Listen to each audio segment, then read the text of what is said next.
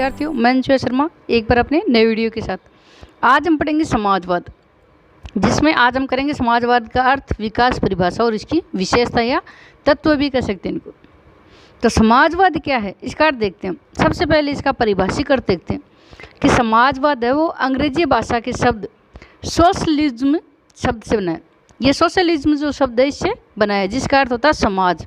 तो समाजवाद शब्द है वो समाज से बना है। तो समाजवाद क्या है? मूलतः समाजवाद एक ऐसी विचारधारा है जिसका संबंध समाज सुधार है। ये समाज में सुधार चाहता है, अर्थात जो समाज में न्यायपूर्ण व्यवस्था की स्थापना करती हो वो विचारधारा समाजवाद है। यह एक सिद्धांत है और आंदोलन है।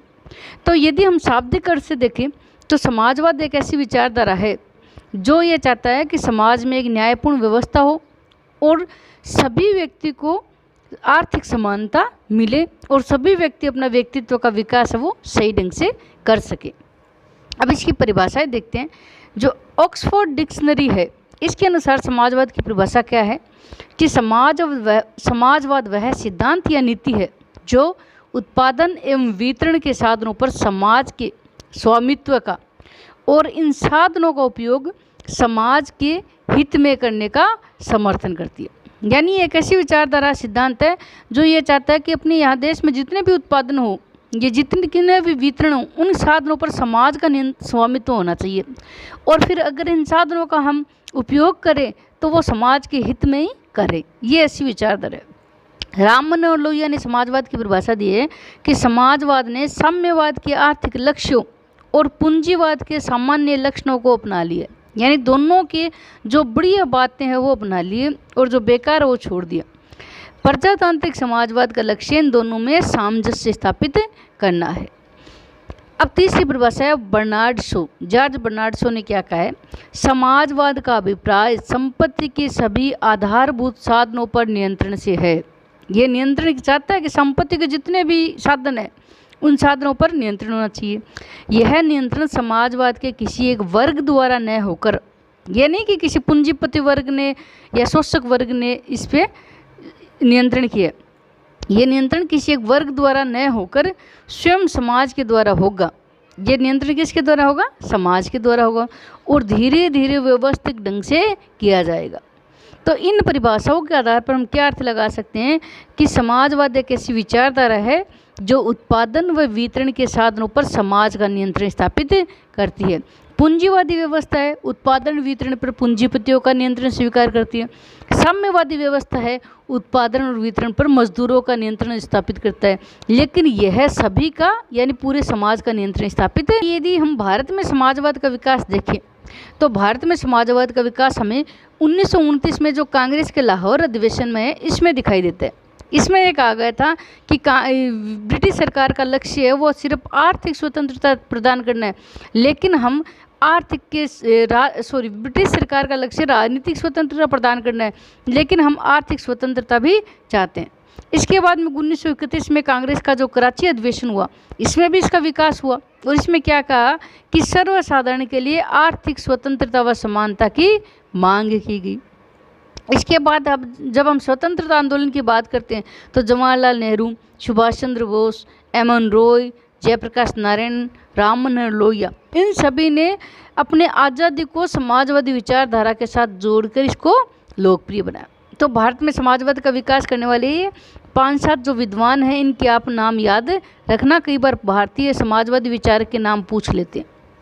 इसके अलावा समाजवादी विचारधारा का अगर हम पूरे विश्व में विकास देखें तो सबसे पहले प्राचीन काल में जो स्टोइक दर्शन था इसमें हमें आर्थिक समानता व सामाजिक न्याय का सिद्धांत दिया था। अब जहाँ आर्थिक समानता और सामाजिक न्याय की बात आ गई वहाँ समाजवाद अपने आप आ गया। तो स्टोइक दर्शन ने की। इसके अलावा मध्यकाल में टॉमस मूर नामक एक विद्वान हुए जिन्होंने अपनी पुस्तक यूटोपिया में समाजवादी राज्य की कल्पना प्रस्तुत की। अब देखो, टॉमस मूर की पुस्तक यूटोपिया के बारे में बहुत बार पूछते हैं, ये आपको याद रखनी है। इसके बाद में बेकन ने अपनी पुस्तक, ये बेकन की पुस्तक भी इम्पोर्टेंट है, इसके बारे में पूछते हैं, न्यू अटलांटिस में समाजवादी विचारों का उल्लेख किया। इसके अलावा यदि हम आधुनिक काल में समाजवाद का विकास देखें तो आधुनिक काल में समाजवादी दर्शन 1789 में जो फ्रांस की क्रांति हुई उसमें देखने को मिलता है, जिसमें स्वतंत्रता, समानता व भ्रातृत्व का नारा दिया। इसके अलावा रॉबर्ट ओवन, चार्ल्स फूरियर ने भी पूंजीवाद के दोषों को उजागर किया कि पूंजीवाद में बहुत दोष है और समाजवाद का समर्थन किया। प्रूतो ने एक पुस्तक लिखी है व्हाट इज प्रॉपर्टी, यानी संपत्ति क्या है। इस पुस्तक में उन्होंने कहा कि निजी संपत्ति चोरी है, अगर आप निजी संपत्ति रखते हो समाज से हटके तो वो चोरी की संज्ञा दी है। आगे चलकर 19वीं शताब्दी में कार्ल मार्क्स ने वैज्ञानिक समाजवाद की अवधारणा प्रस्तुत कर नवीन दिशा प्रदान की। कार्ल मार्क्स को वैज्ञानिक समाजवाद का जनक माना जाता है। इसी के द्वारा ही समाजवाद सबसे पहले विश्व में अस्तित्व में आया था और रूस में इसको लागू भी किया था। अब हम पढ़ेंगे समाजवाद के प्रमुख लक्षण, यानी इसके क्या तत्व है, क्या विशेषताएं हैं, वो देखेंगे। सबसे पहले है कि यह पूंजीवाद व साम्यवाद दोनों अतिवादी है। ये मानता है कि ना तो पूंजीवादी व्यवस्था सही है, क्योंकि ये असमानता और शोषण पर आधारित है, ये व्यक्ति का शोषण करता है और इससे जनता का कल्याण नहीं हो सकता। दूसरा, साम्यवाद को अतिवादी क्यों मानता है कि साम्यवाद वो हिंसा और क्रांति पर आधारित है और धर्म और नैतिकता का विरोध करता है। और ये जो मजदूर वर्ग है ना, साम्यवाद इसका अधिनायकत्व स्थापित करता है। ये कहता है कि अधिनायकत्व किसका होना चाहिए, मजदूर वर्ग का, और समाजवाद सबका चाहता है, वो ये नहीं चाहता सिर्फ मजदूर वर्ग का है, ये इसको उचित नहीं मानता, इसलिए ये दोनों को विरोधी है। दूसरा है जनतांत्रिक व्यवस्था में विश्वास। देखो समाजवाद है वो निरंकुशवाद और सर्वसत्तावाद इन दोनों का विरोधी है। यह कहता है ना तो निरंकुशवाद होना चाहिए, सरकार ना तो निरंकुश होनी चाहिए, ना ही सरकार के हाथों में सारे साधन होने चाहिए। यह जनतांत्रिक व्यवस्था में विश्वास करता है। यह चाहता है कि जो भी उत्पादन वितरण के साधन हो उस पर समाज का नियंत्रण होना चाहिए। तीसरा है व्यक्ति की अपेक्षा समाज को महत्व है। देखो पूंजीवादी व्यवस्था में व्यक्ति को महत्व दिया जाता है कि व्यक्ति जो चाहे वो इच्छा अनुसार निजी संपत्ति वगैरह रख सकता है, अपना उद्योग स्थापित कर सकता है, लेकिन समाजवाद है वो व्यक्ति की अपेक्षा समाज को महत्व देता है। इसका कहना है कि समाज के माध्यम से व्यक्ति के व्यक्तित्व का विकास हो जाएगा। यदि समाज का विकास होगा तो समाज किससे बना है, व्यक्तियों से। तो ये कहता है कि समाज का अगर विकास होगा तो व्यक्ति का विकास स्वतः ही हो जाएगा। सहयोग पर आधारित व्यवस्था, समाजवाद है वो प्रतियोगिता का विरोध करती है और यह सहयोग पर बल देता है। यह कहता है ये जो प्रतिस्पर्धा चल रही है ना अंतर्राष्ट्रीय बाजार में, इस प्रतिस्पर्धा को राष्ट्रीय और अंतर्राष्ट्रीय सहयोग के द्वारा ही समाप्त किया जा सकता है। यह वर्ग संघर्ष को समाप्त करता है। ये नहीं कहता कि जैसे साम्यवाद में वर्ग संघर्ष है, तो ये वर्ग संघर्ष को समाप्त करता है और वर्ग सहयोग में विश्वास करता है। ये आर्थिक समानता पर आधारित है। ये जो समाजवाद है वो जो आर्थिक समानता पर आधारित है, ये कहता है कि अगर हम आर्थिक समानता लाएंगे ना समाज में तो ही हम समाज का जो पिछड़ापन है उसको दूर कर सकते हैं। तो ये आर्थिक समानता पर आधारित है। आर्थिक व राजनीतिक स्वतंत्रता का पक्षधर। देखो आर्थिक स्वतंत्रता में क्या आता है, व्यक्ति को व्यापार और व्यवसाय की स्वतंत्रता, ये दोनों होनी चाहिए। और राजनीतिक स्वतंत्रता में क्या आता है, विचार, अभिव्यक्ति, भाषण, पद प्राप्त, ये सारी स्वतंत्रता भी होनी चाहिए।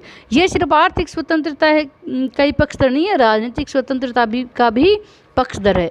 इसके अलावा उत्पादन व वितरण के साधनों पर राज्य का नियंत्रण। यह चाहता है कि देश में जितना भी उत्पादन हो, जितने भी पद प्रतिष्ठा का वितरण हो, वो वितरण किसके द्वारा होना चाहिए, राज्य और समाज के द्वारा। संपत्ति के असीमित संग्रह का विरोध।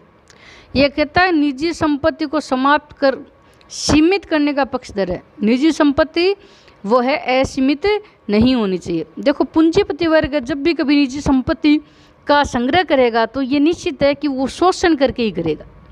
शोषण की जो प्रक्रिया उसी के द्वारा ही जो निजी संपत्ति का ज़्यादा से ज़्यादा हम बढ़ावा दे सकते हैं। तो ये कहता है कि आपको शोषण दूर करना है और ये जो संपत्ति है ये सामूहिक होनी चाहिए। पूरा जो भी उत्पादन वितरण के साधन है वो समाज के अधिकार में होना चाहिए।